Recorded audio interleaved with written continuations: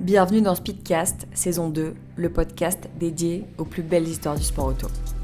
Je m'appelle Anna, je suis passionnée de sport automobile et j'ai décidé de vous raconter ma passion. Toutes les semaines, nous retracerons ensemble la carrière d'un pilote de légende ou le déroulé d'un événement marquant du sport automobile. Il y a des pilotes qui semblent nés sous une bonne étoile, et puis il y a Nigel Mansell. Un homme pour qui chaque course, chaque saison, chaque victoire a ressemblé à un combat. Un homme qui a dû arracher son destin, souvent contre la logique, parfois contre son propre corps, mais toujours avec cette fureur dans le regard. Celle d'un pilote qui refuse de renoncer. Voici l'histoire d'un champion qui n'a rien eu facilement, un héros des tragédies et des triomphes, un homme devenu légende parce qu'il a tout vécu et tout senti plus fort que les autres.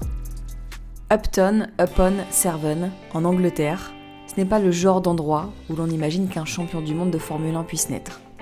C'est une petite ville anglaise, paisible, traversée par un fleuve tranquille, où les ambitions du monde semblent lointaines.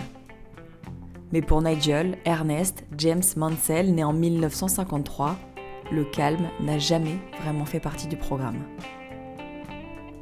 Il grandit dans une famille modeste, où l'argent se compte et où chaque dépense doit être justifiée. Son père n'a pas les moyens de lui offrir les luxes qu'exige le sport automobile, mais lui transmet autre chose. L'idée que tout peut se réparer, que tout peut se construire, si l'on a suffisamment de patience et de volonté. Et ça, Mansell va s'en souvenir toute sa vie. Très tôt, il développe cette obsession pour la vitesse. Pas l'élégance, pas la précision, la vitesse brute, celle qui serre la poitrine, qui fait vibrer les nerfs.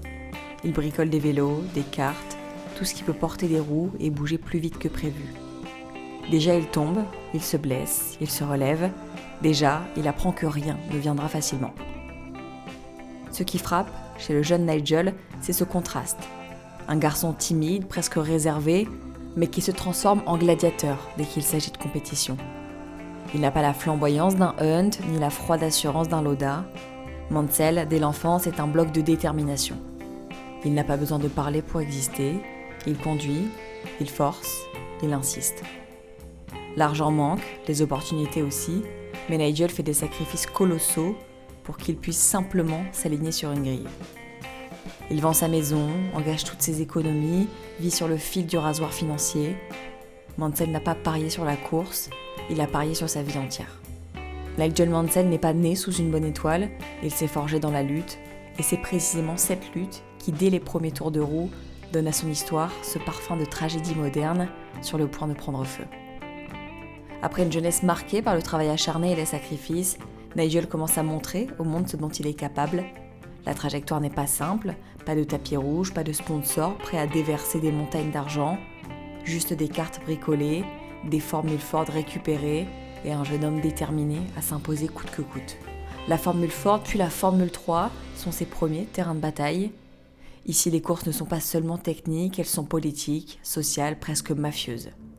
Les places sont rares, l'argent est roi, les occasions peuvent disparaître en un clin d'œil. Mansell ne se plaint jamais. Il fonce, dépasse, chute, se relève, toujours plus vite, toujours plus fort. Son style est immédiatement reconnaissable. Agressif, parfois brutal, mais jamais imprudent. Il sait où il peut pousser, jusqu'à où il peut aller. Chaque virage est un pari, chaque dépassement une déclaration. On le remarque rapidement pour cette rage de vaincre qui semble plus grande que lui-même. Les premières victoires arrivent, mais elles sont souvent entachées d'accidents, de casses mécaniques ou de rivalités qui le frustrent. Le monde de la course, Mansell l'apprend vite et ne pardonne rien. Puis vient le moment du grand saut. Lotus, Colin Chapman, l'illustre constructeur, voit en lui un homme capable de tout. Et même ici, le chemin reste semé d'embûches. Grâce à sa belle saison en Formule 3 britannique en 1979, Mansell obtient un test chez Lotus, il impressionne Chapman et devient pilote d'essai en 80. Il participe à 2 grands prix cette année-là, dont sa première course en Autriche, qui se termine par un accident comique à cause de ses brûlures aux fesses. Titularisé en 1981, il peine à se démarquer, d'autant que Lotus décline après la mort de Chapman en 82 et que la nouvelle direction favorise Elio De Angelis. En 1984, malgré les difficultés, Mansell brille ponctuellement grâce au moteur Renault V6 Turbo, notamment à Monaco et à Dallas, mais sans concrétiser ses performances. Les années passent, Mansell n'a pas encore gagné, il n'est pas encore la star que le public applaudira à Spa ou à Monza, mais il commence à imposer son nom dans les paddocks, dans le cœur de ses coéquipiers et de ses adversaires. On parle de lui comme d'un pilote qui ne lâche rien, qui ne recule devant rien et qui transforme chaque problème en moteur pour aller plus vite. Cette ascension n'est pas seulement technique, elle est aussi psychologique. Chaque échec, chaque fracture, chaque accident devient une pierre sur laquelle il bâtit son caractère. Nigel Mansell ne sait pas que piloter des voitures, il se forge lui-même, et c'est cette force intérieure qui le prépare à ce qu'il attend dans les années à venir. L'affrontement avec les plus grandes équipes, les pilotes les plus redoutables, et enfin la conquête du sommet. Nigel Mansell, c'est un paradoxe vivant. Sur la piste, il est un lion, féroce, indomptable, presque incapable de reculer. Hors des circuits, il est un homme marqué par ses blessures, ses doutes, ses excès. Cette dualité, cette tension permanente entre force et fragilité sera au cœur de sa légende. Physiquement, Nigel paye le prix de son engagement. Ses débuts en F1 sont un catalogue d'accidents spectaculaires. Les fractures se succèdent, les entorses s'accumulent. Pourtant, il revient chaque fois plus fort. Il développe une résistance presque surhumaine. Douleur, fatigue, peur, rien ne peut le détourner de son objectif. Ses coéquipiers parlent de sa volonté comme d'une force irrationnelle, presque effrayante. Mais Mansell n'est pas seulement un pilote, il est un caractère entier, parfois explosif. Sa franchise devient légendaire. Il n'hésite pas à confronter les ingénieurs, les patrons et même les journalistes. Quand il aime, il le montre avec passion. Quand il déteste, sa colère est immédiate et dévastatrice. Cette intensité crée des tensions, mais elle fascine. Le public, les mécanos, les rivaux, tous reconnaissent qu'il est unique. Et puis il y a l'humain, loin des paddocks et des caméras. Sa famille, son épouse Rosanne et leurs enfants restent son refuge. Mais même ici, le pilote n'enlève jamais vraiment son casque. L'intensité de sa vie professionnelle colore son quotidien, parfois au prix de tensions et de sacrifices personnels. L'homme et le lion coexistent constamment, se nourrissent l'un de l'autre. Le public ne suit pas seulement un pilote, il suit un homme qui vit chaque tour de piste comme une bataille pour sa propre existence. En 1985, Nigel Mansell franchit un cap, une nouvelle étape de sa carrière en rejoignant Williams aux côtés de Keke Rosberg. La voiture progresse course après course et Nigel ne tarde pas à s'imposer. À Spa-Francorchamps, sur ce circuit mythique où chaque virage semble respirer l'histoire de la Formule 1, il termine deuxième, laissant entrevoir son potentiel. Puis vient Brenzach pour le Grand Prix d'Europe, où après 72 départs, il franchit enfin la ligne d'arrivée en vainqueur. La foule britannique exulte, un pilote jusque-là considéré comme un outsider vient de confirmer qu'il appartient désormais à l'élite. Quelques semaines plus tard, à Kyalami en Afrique du Sud, il enchaîne avec une seconde victoire, consolidant sa réputation. Mansell n'est plus le pilote du second plan, il est l'homme capable de briller au plus haut niveau. L'année suivante, en 1986, Mansell franchit un nouveau palier. Son coéquipier, Nelson Piquet, double champion du monde, est un adversaire redoutable, mais Nigel se montre plus rapide, plus incisif.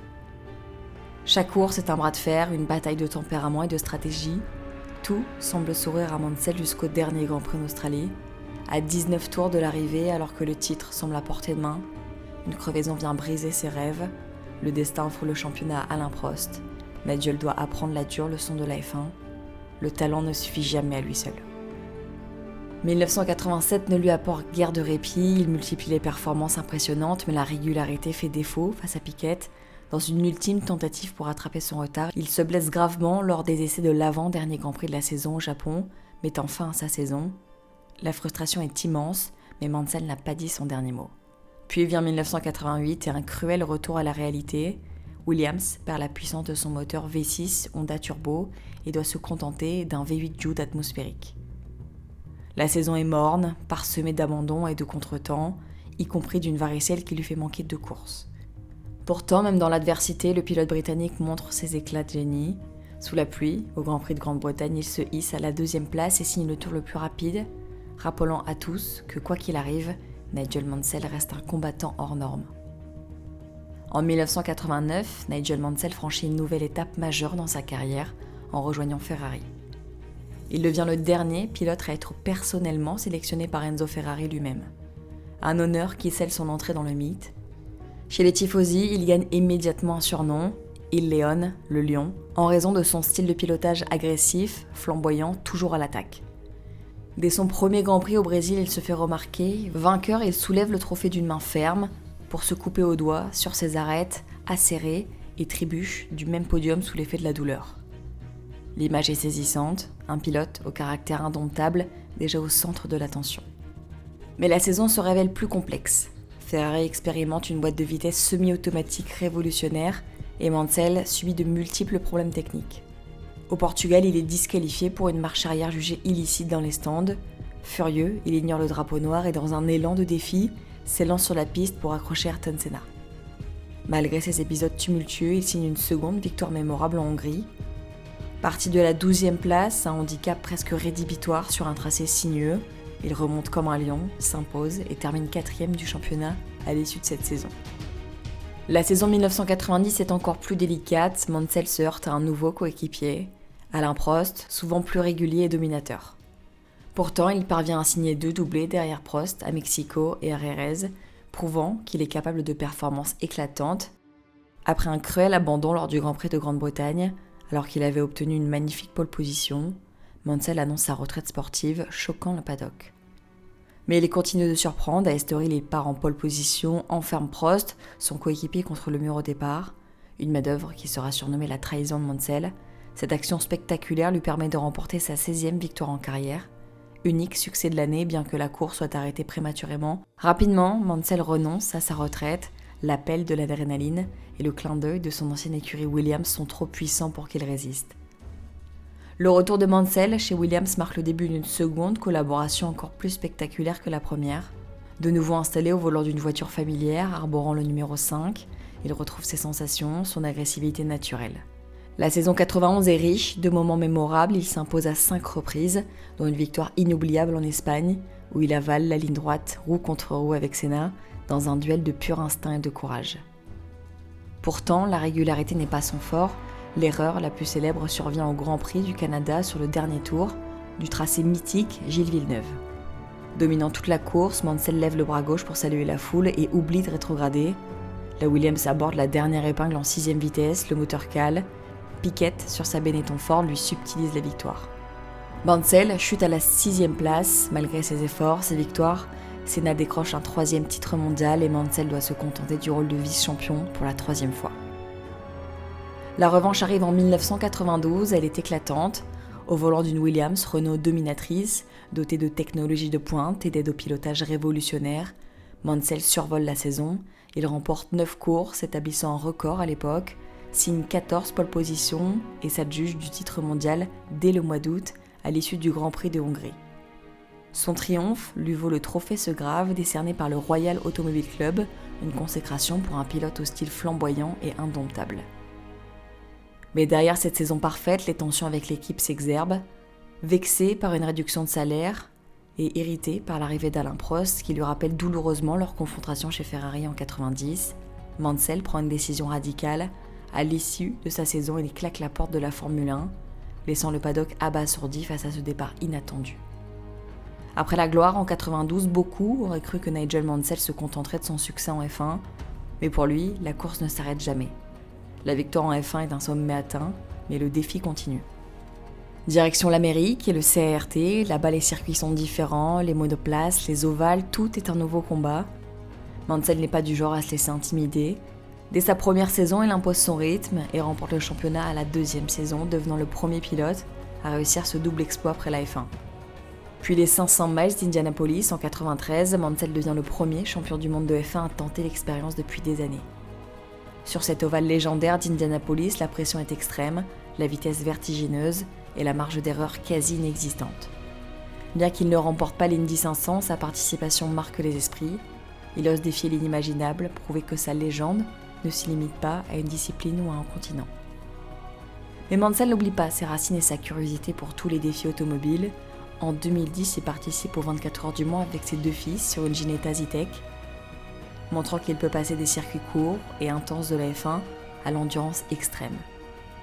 La discipline est différente, il faut ménager la mécanique, collaborer étroitement avec ses coéquipiers et gérer la fatigue. Même si Mansell doit abandonner, il démontre qu'il est un pilote complet, capable de s'adapter à toutes les formes de course.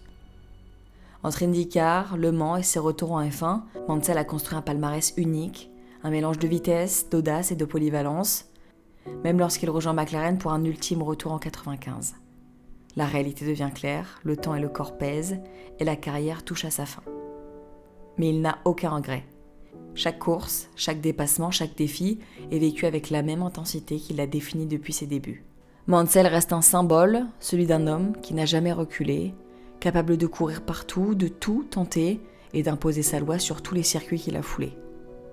La légende Il Leon n'est pas seulement faite de victoires et de titres, elle est faite de courage, de détermination et de passion pure. Mansell n'a jamais été un pilote ordinaire, chaque tour de roue, chaque dépassement, chaque chute racontait l'histoire d'un homme qui refusait de reculer. Sa légende ne se mesure pas seulement en titres ou en podium, elle se mesure dans les cœurs de ceux qui ont vibré de ses exploits, dans les mécanos qui ont partagé ses nuits blanches, dans ses adversaires qui ont dû composer avec sa hargne, dans le public qui se souvient encore de sa silhouette sur les circuits du monde entier. Au-delà des records, des circuits, des trophées, il reste un homme intense, imparfait, humain. Un homme qui a tout donné, toujours, qui a inspiré des générations de pilotes à oser, à se battre, à rêver.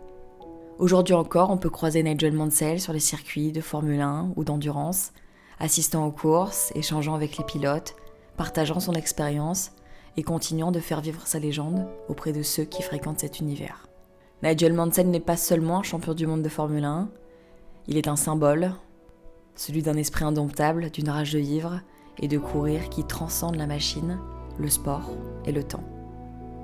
J'espère que ce voyage à travers la vie de Nigel Mansell vous a plu. N'hésitez pas à vous abonner si cet épisode vous a plu, à le partager, à le liker et à le commenter aussi.